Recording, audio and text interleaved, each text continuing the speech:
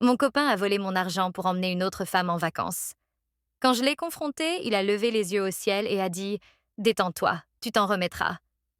Mais quelques jours plus tard, il hurlait sur ma messagerie vocale en me suppliant « Je m'appelle Élodie, et jusqu'à il y a 3 mois, je croyais partager une belle histoire d'amour avec Lucas.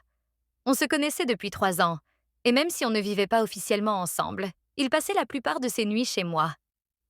Mon appartement était plus proche de son travail, et on envisageait même d'emménager ensemble l'année suivante. Un soir, alors que je vérifiais mes comptes pour payer mes factures, j'ai découvert l'impensable. Mon compte épargne, où j'avais patiemment mis de côté près de 3 000 euros, affichait soudainement 200 euros. Le choc. La panique. J'ai appelé ma banque en urgence. Après quelques vérifications, l'agent m'a annoncé qu'un retrait de ma 2800 euros avait été effectué en agence, 3 jours plus tôt. Sauf que je n'avais pas fait ce retrait. Et c'est là que tout a fait tilt. Lucas avait accès à mon téléphone. Il connaissait mes codes. Et surtout, ma carte d'identité avait disparu de mon portefeuille. J'ai essayé de le joindre.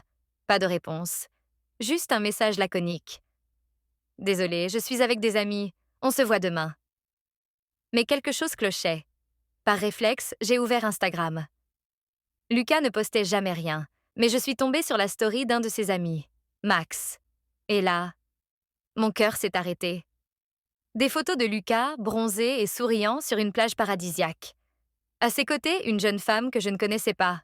Le hashtag amoureux sous le soleil. Mon argent, ses vacances, son mensonge. Ils étaient à Marbella, dans un hôtel luxueux. Un séjour qui coûtait facilement 3 000 euros. Pour deux. Mon argent.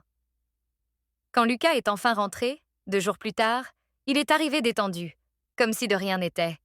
« Salut, chérie », a-t-il lancé en souriant. Je n'ai pas pu me contenir. Je lui ai montré les preuves. Sa réaction? Un haussement d'épaule. Écoute, c'était une opportunité. Clara avait gagné un séjour, il manquait juste quelqu'un pour l'accompagner.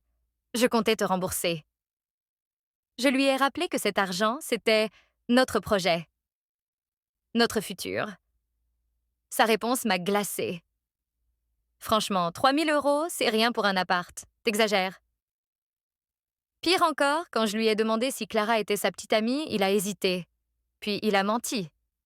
Non, c'est juste une pote. Et là, le coup de grâce. Arrête de dramatiser, tu vas oublier ça dans 2 semaines. À cet instant, j'ai compris. Ce n'était pas une erreur. C'était lui, vraiment lui. Je l'ai mis à la porte. En partant, il a osé lâcher. Clara, elle, ne ferait pas tout un cinéma pour ça. Les semaines suivantes ont été un mélange de colère, de tristesse et de vengeance froide. 1. J'ai changé mes serrures. 2. J'ai ouvert un nouveau compte bancaire. 3. J'ai tout raconté à sa mère, avec les preuves. 4. J'ai déménagé en secret, pendant qu'il était au travail. Résultat? Clara l'a quitté en découvrant la vérité. Ses parents l'ont coupé financièrement. Ses amis l'ont lâché. Dernier acte? Un appel à 3 heures du matin. Une voix ivre et hystérique. Tu as tout détruit. Désolé, Lucas, mais tu n'as que ce que tu mérites. Et maintenant? Aujourd'hui, je revis, sans lui. Morale de l'histoire?